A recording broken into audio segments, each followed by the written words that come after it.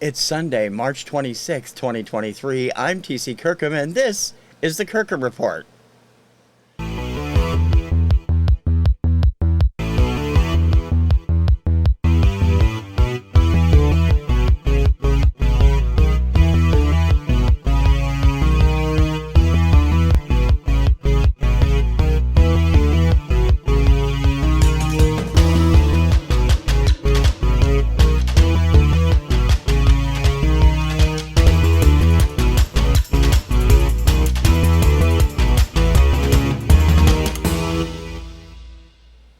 Hey ho VC, TC Kirkham here, the Kirkham Report. Welcome to my show this week.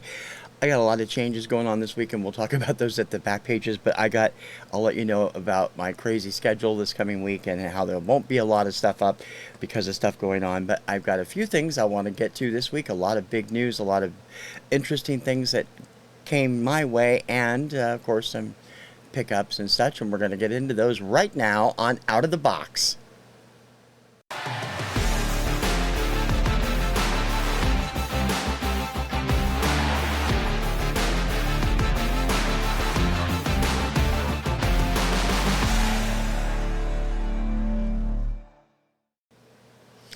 Out of the box this week, I've only got a couple of things to show because I've been scaling way back on my purchases the last couple of months because of stuff going on with the building, and I don't want to have to move a bunch of stuff around as I get things organized. But I did pick up a few things, and one of the things I picked up was from Dawn and Mary.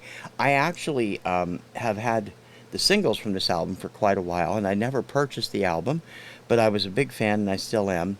And I thought when they had it on their one of their auctions, I'd pick it up. This is the 1979 album from Robert John. Features his #1 smash, Sad Eyes, and its follow-up, Lonely Eyes, also on here. A lot of great music. Robert John first hit in 1972 with his remake of The Lion Sleeps Tonight, and then went 7 more years without having another hit. I also have a great remake of Sherry by the Four Seasons by him, which came off of his follow-up album to this, on single, and I'll have to throw that on Obscuria one of these days because it's a really good version of the song. The one thing I don't like about this is it comes in these, and what was then new generation plastic inner sleeves. That's going away as soon as I can, but I'm very happy to add this to my collection, so thank you, Dawn and Mary, for having that there. Also, I just picked it up yesterday. It just arrived yesterday. It came out on Friday. I have been doing a lot of pre-orders, and those will be coming in over the next couple of months. This is one I saw on Collector's Choice Music. I've been going there a lot for archival stuff, and this is, I have never heard this album. But I know both of them from what they did prior to this. This album came out in 1972, so it's late in their career. And I'm really kind of interested to see what it sounds like. I'll probably be spending it sometime this week. I don't have time today, but this week I have a lot to listen to, and I'll be listening to a lot of it as I do my work around here. This is Nancy and Lee, and Again. The reissue, complete with Obi strip from Collector's Choice Music, and Light in the Attic. Nancy, of course, Nancy Sinatra, and Lee Hazelwood. This has, it comes with, I haven't taken everything off. It is on pink vinyl. Also comes with a nice booklet of photos and such in here. A lot of great stuff. I'll read you what it says on the Obi strip. Equal parts strong, sultry, and savvy, Nancy Sinatra has long been ahead of her time, both in her choices as an artist and as a businesswoman. Unapologetically, she established her own path early on and paved the way for decades of female artists to come, all while firmly maintaining control over her career, her image, and her music. In 1965, an empowered Nancy Sinatra would change the face of music, fashion, and culture. First ever reissue of Nancy and Lee's 1972 classic features audio freshly remastered from the original analog tapes by Grammy Award nominated engineer John Baldwin. Includes 2 bonus tracks, Machine Gun Kelly and the previously unreleased Think I'm Coming Down. Vinyl was pressed at RTI, which I believe is the Czech Republic place. I'm not sure. There's only a few of them left. Beautifully packaged and expanded gatefold LP with 20-page booklet, features Q&A with Nancy and Grammy-nominated co-producer Hunter Lee, plus never-before-seen photos from Nancy Sinatra's personal archive. I've been a fan of Nancy Sinatra since I was 2 or 3, when These Boots Were Made for Walking came out. So I've followed her career most of my life, and I love her.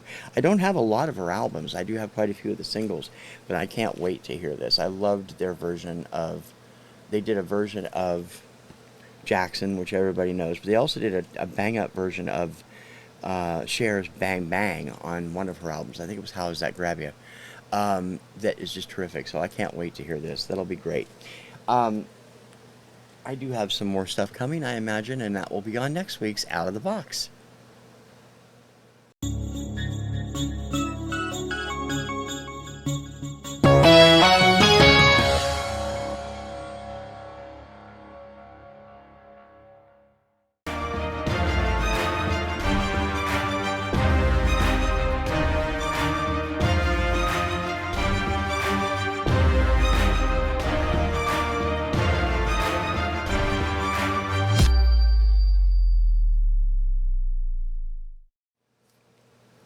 This month's Black Box Record Club shipment for March arrived on Monday, and I am sorry, I usually save it and reveal it on the show, but I actually opened it up early this week because it came on Monday, and I knew I didn't get the show done, this week until the end of the week, and it's even day late as it is, so I went ahead and opened it. And they hit it out of the ballpark again with both of these. These are both fantastic. First up, this gentleman I have been a fan of since the 2008 film Once.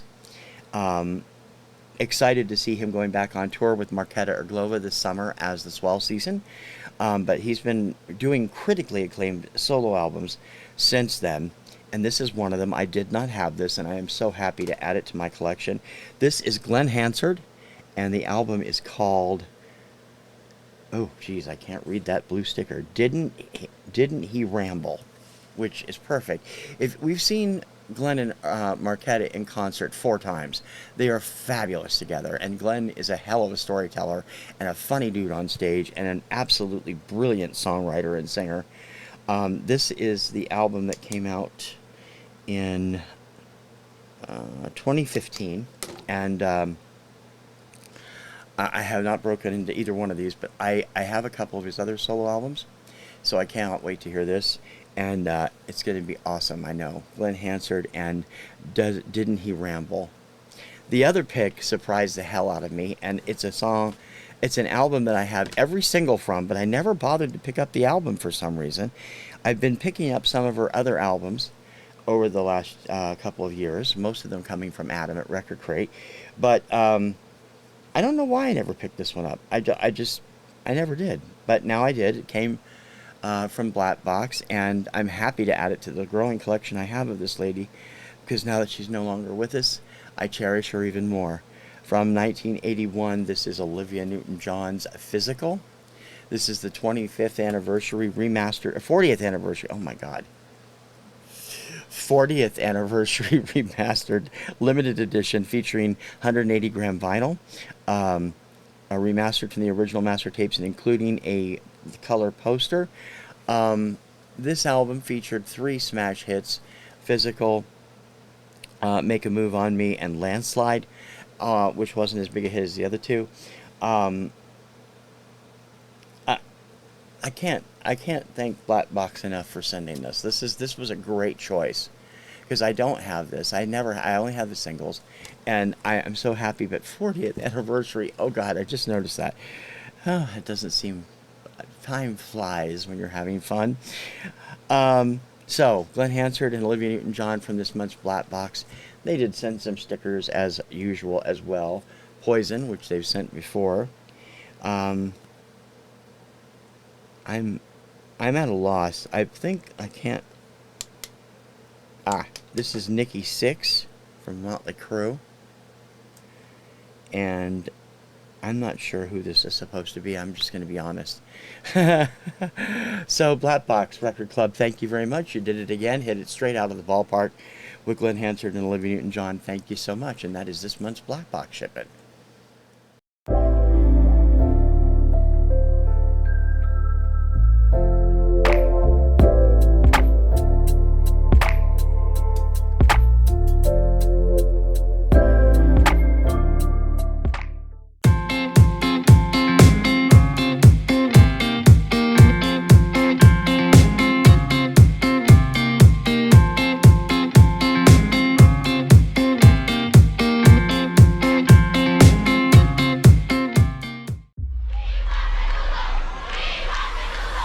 Let's have a real big welcome for Menudo. Menudo.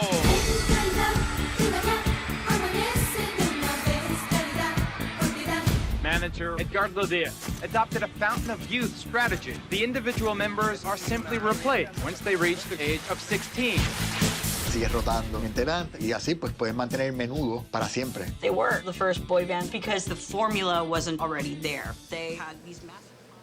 It's been a while since I did a Rockin' Reviews, but I spent 4 hours this past week watching an incredible miniseries, and for those of you who saw my influencers this past week, you know what it's about. I talked about it there. I saw the first 2 parts before doing that show. In the 1980s, I was a huge fan of Menudo. I remain a huge fan of Menudo, and their classic days, mostly, and HBO Max premiered a documentary about the band last year, and I got around to watching it this week. It's called Menudo Forever Young. It is showing in 4 parts, and it is the in-depth story of how Menudo came to be and how it became a power struggle in the long run between the members of the band and founder Eduardo Diaz. Eduardo does not come off looking well in this documentary, and I can't say that I'm surprised. I loved Menudo from the time they debuted. I first saw them in 1981 in a Billboard magazine ad and started trying to find their stuff, but never did get a hold of the early stuff. I was only able to start getting them when they signed with RCA International, and I have most of those. This is an in-depth look at the early days of the band and showing that despite the fact that the boys were having tons of fun doing what they did and making great music, there was also a lot of turmoil behind the scenes, and this goes into that in detail, particularly the final 2 episodes. Long, in-depth interviews with some of the classic people that everybody knows. Johnny Lozada has a long interview. I will warn you, you should have the subtitles on. It is about 75% in Spanish, the documentary. And Johnny has a long interview. Ricky Melendez, a fantastic interview, and he appears in, I think, every part. As we went along, we also saw the later members. Some people declined, and there was no appearances by the people that have really, the 2 people that have really taken off since the band, time in the band, Robbie Draco Rosa and Ricky Martin. They were both talked about extensively, but they did not appear, nor did Ruben Gomez, who was also one of the frontmen during the late 80s, but there's extensive interviews with Johnny, later member Ralphie Rodriguez, Robert Avalanet, some of the ones from the final group, which I was not really watching in the late 90s and early 90s. I had slipped out of it. Sergio Blas, also known as Sergio Gonzalez, a great interview with him. These guys talk about lovingly about their time in the band, but also not so lovingly about the behind-the-scenes stuff they went through. I was appalled to find out just how bad it got at times. And I said that, I did bring it up briefly on influencers. I don't know what it was that made me gravitate toward them. I was not their demographic. I was in my early 20s when they started hitting. And, but I really enjoyed what they did, and I liked their music, and they opened a whole new world of music for me. Not just Latin, but all other languages. I started listening to music in all other languages because of them. That's why I considered them an influencer and gave them a show this past week. This documentary is heartbreaking. If you are a fan of the band, you definitely should be watching this. It gets very much in depth into the battles between the group and Eduardo and his people. There's some terrifying and truly disturbing stories going on behind the scenes. I felt very bad for Angelo Garcia, who came on and they did interview. Angelo was the front man on their final U.S. hit, You Got Potential, which only charted on the dance chart here. And he was only 11 or 12 when they hit, and to see how his time in the band has affected him and others, it's just heartbreaking. If you are a fan of Menudo, you're going to want to watch this. If you're not a fan, it would be an interesting study in why the band took off so well, why they became such a huge part of 80s teen culture, and why now, right now, as of this past week, they are being revived. They have a brand new group coming out, and I'll talk about that in a minute. But I really find this an absolutely fascinating documentary. And if you want to see the inner workings, if you want to see the turmoil, if you want to see the accusations, and you want to see some great interviews with these guys now that they're 30, 40 years on, it's a fascinating study. Menudo Forever Young is currently running on HBO Max. I don't know whether it will run over to HBO proper and eventually. Hopefully it will.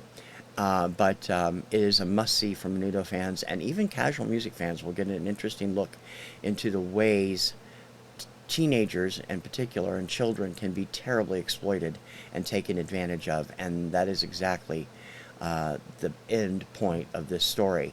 Too many of them, although they would never, all of them say they would not give up their time while they were there because of what they did, the music-wise, they were enjoying it. Everything else turned their lives upside down, and it's a really fascinating and riveting story.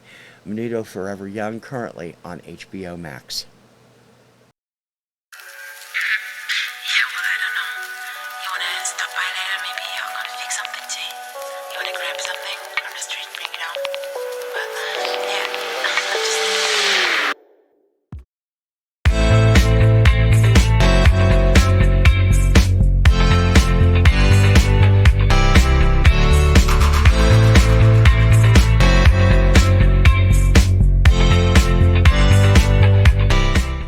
The new generation of Menudo, the wildly popular boy band from decades ago, is back.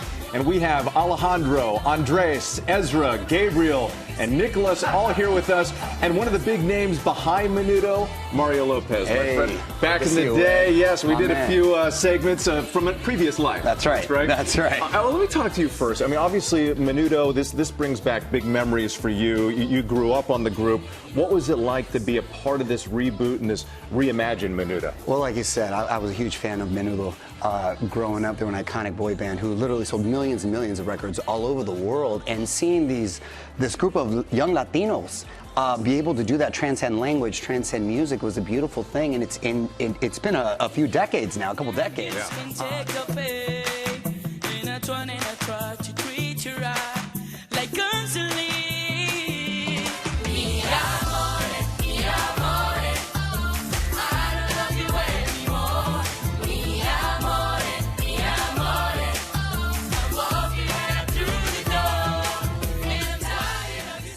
This week, Menudo Productions introduced the 5 new boys that have been selected to become the 2020's version of Menudo.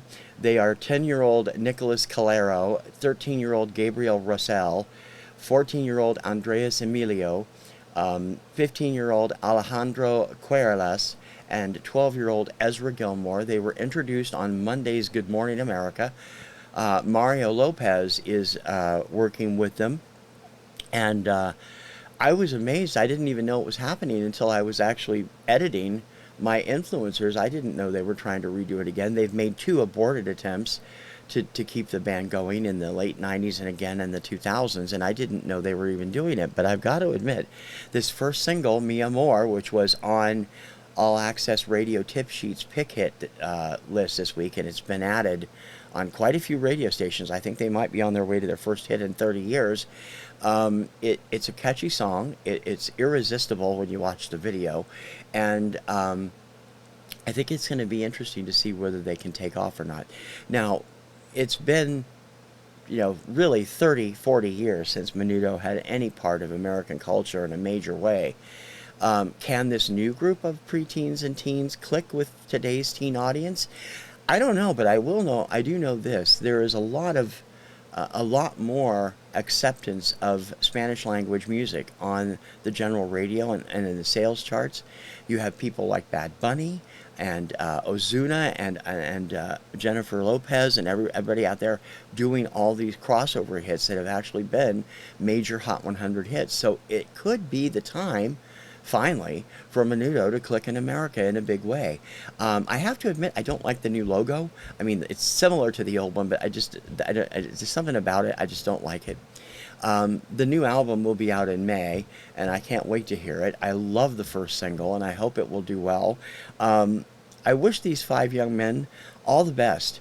Menudo is a cultural phenomenon, and if they can recapture that again for a new generation of fans, whether they be Anglo, Hispanic, Asian, whatever, the way that some K-pop bands have done, they really could do well, and they might help bring a spotlight to the original band and all the great music they put out as well. So guys, good luck, and I wish all of you the best. I'll keep an eye on the new Menudo in the future.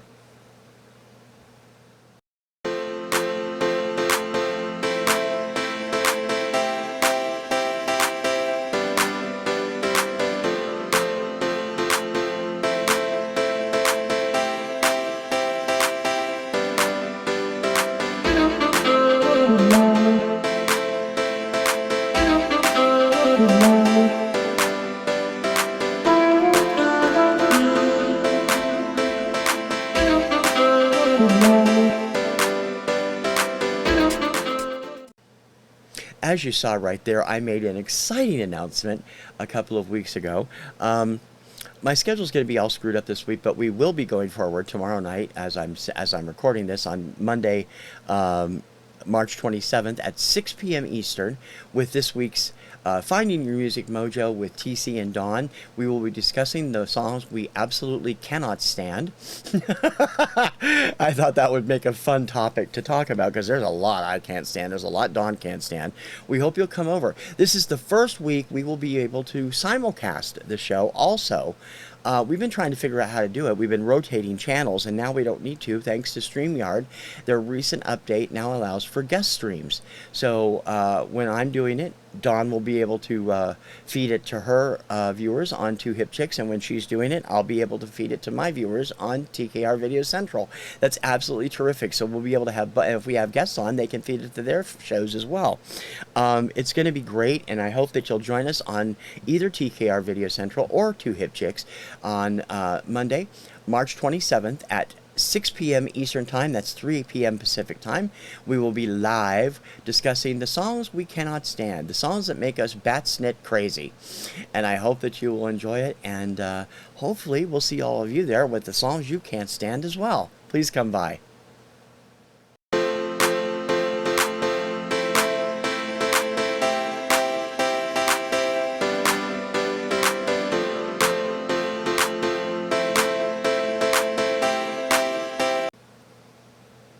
I've had this little promo running for a couple weeks, and I had hoped that you guys would notice it, and I've mentioned it on the show, but I haven't been hearing from you, and I want to help. I really do. This is my way of reaching out to you and saying, hey, let's get your site some more, your channel, some more viewers, some more watch hours. Advertise on TKR's daily Obscuria Vaults, TC's Obscuria Vaults. You get 10 seconds to slide every time. As you can see, I got the thing up here where you can see what's happening. And my pal Jimmy Barnes over in the UK, who has an ad running, he took advantage of it, has offered generously to help anyone who needs help making a graphic to advertise their channel to do so. I'll have his channel in the show notes. You can go over and ask him. He said he'd be glad to give it a try. And thank you, Jimmy, for making that offer. It's just my way of letting you guys get some extra publicity. I really want to help you guys get your watch hours up and your subscriptions up and your views up. And I'm not exactly the best in views times. I mean, I'm really not. I would love to be doing a lot better, but I do have some, regular, I can tell where everything's going, and Obscuria is the most watched thing I do other than this show. So I thought it would be a great time to have you there. So please take advantage, make up a small graphic. The instructions are in the show notes, or contact Jimmy Barnes at his site, and he will help you do one and get it to me, and I will get you into the rotation to advertise for free on TKR's Obscuria Vaults.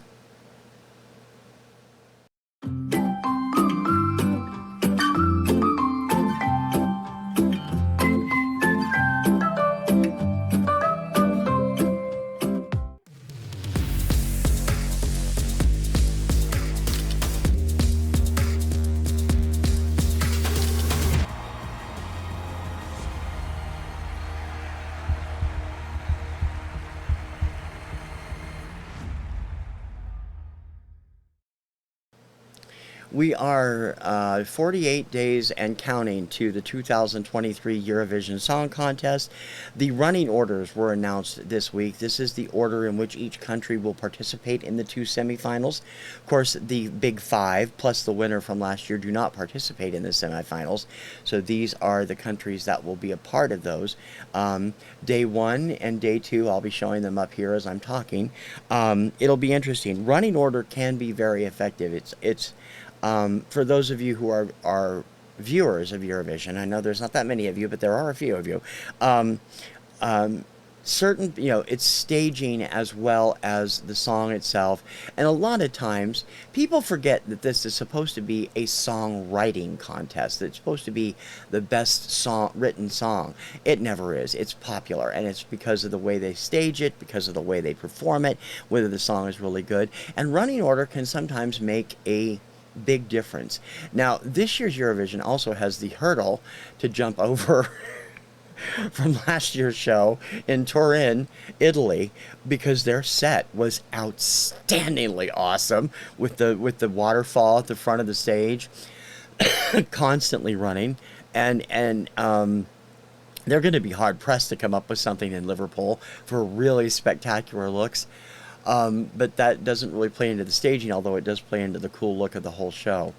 Of course, the big 5 are the 5 countries that put the most money into Eurovision. That's Great Britain, Italy, Germany, France, and Spain. And they automatically get a bye to the finals, as does the winner each year. In this case, Ukraine. Ukraine has a bye into the finals. And of course, Ukraine would have been hosting this year's show had it not been for the incursion by Putin and Russia into their country. So Liverpool is stepping in to help them out, although Ukraine is still the official host of Eurovision Song Contest 2023. I hope you'll be joining me when it comes to Eurovision coverage in the next couple of weeks as things settle down around here, and I'll talk about that in a minute or two. I will be back to my daily or every other day write-ups on this year's songs. I have not had time to listen to all of them yet. I'm about third of the way through them. My opinions, my own feelings about it, a little bit of background on who's the country's track record, on the people who are representing each country, and more. Those will be coming a daily basis or a every other day basis on the KirkhamReport.com starting in mid-April. And the shows themselves, I believe, if I'm not mistaken, let me just check real quick. I believe the shows this year are May 12th, 14th, and 16th. But I might be wrong. Let me look here. And the dates are not on the front page. May 9th, 11th, and 13th. That was a day off on all 3 of them.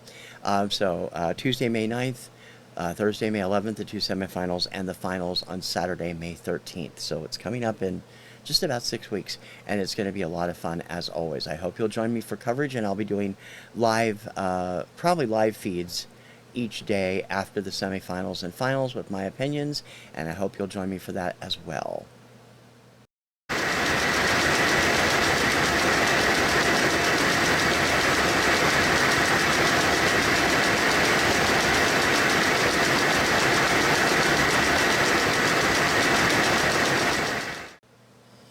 In the bad pages this week, let me tell you about a little bit what's going on. We've had some issues going on with our apartment building for the last couple of months.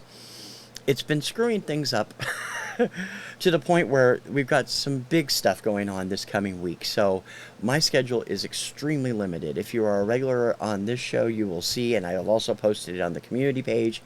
Other than Obscuria, which will be on every morning from at 11 Monday through Friday, 11 Eastern time. All the other shows will be off this week. Several of them were off last week for the same reason. So other than this, Radio Retro will return next Sunday.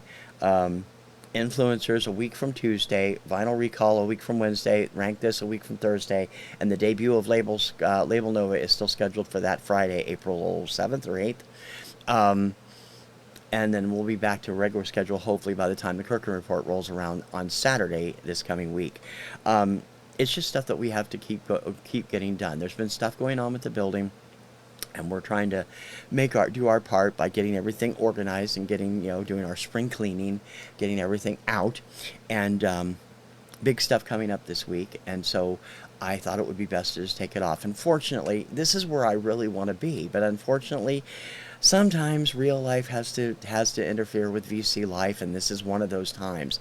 I will be back. As I said, Obscuria, the daily Obscuria Vaults, will be up every morning at 11.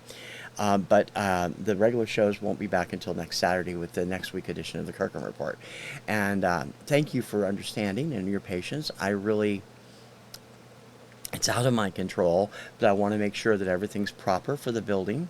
They're doing major inspections at the end of this week to make sure that everything is hunky-dory again, because there was a problem back in January and early February, and they've been on us to make sure that everything is back up to ship shape, and we're taking and doing our part. So it's been a lot of fun.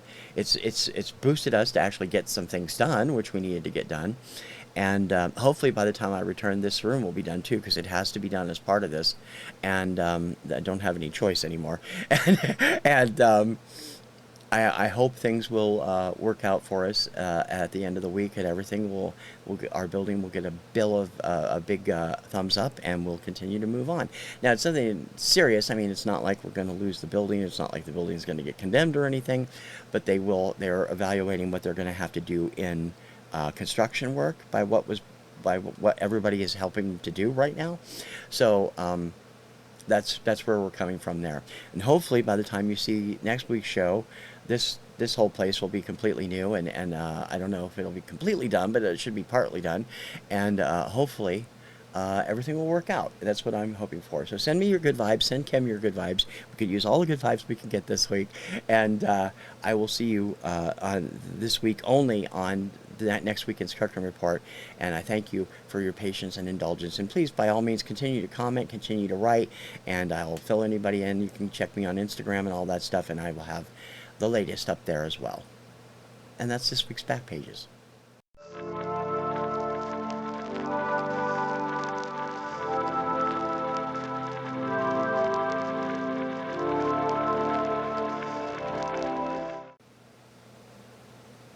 Gonna mosey on out of here. Other than, as I said in Back Pages, most of the shows are going to be off this week. I will be here tomorrow night, Monday, as we're talking live with Dawn for Finding Your Music Mojo, and TKR Video Central's TC's Obscuria Vaults will be up Monday through Friday at 11 a.m. Eastern, 8 a.m. Pacific. Everything else is postponed until after next weekend, and it's going to be a lot of hard work, and hopefully it will be great in the long run, because it means I will finally get this damn office finished. I'm still trying to get everything done. In any case, I really appreciate you guys being here, and I always love hearing from you. So please, if you haven't subscribed already, please do. And if you have, thank you very much. Don't forget to share TKR Video Central shows and videos with your favorite people on social media. I really appreciate that, especially because that's helping boost our numbers. It actually is. And don't forget to leave a comment. I love talking to you, and I really enjoy what you have to say, and it's always a lot of fun. I want to say a special shout out to my friend Katie over at Vintage and Vinyl. I got an unexpected package from her in the mail yesterday, and I much appreciate it. It's a book that by an author I love, a cookbook author I love, and thank you so much for that, Katie, and appreciate it. And I hope to see all of you here tomorrow night, Monday, March 27th, 2023 at 6 p.m. Eastern for Finding Your Music Mojo live with TC and Dawn, and again next Saturday on the Kirkham Report. Until then, I'm TC Kirkham, the Kirkham Report. We'll see you soon. Ciao, baby.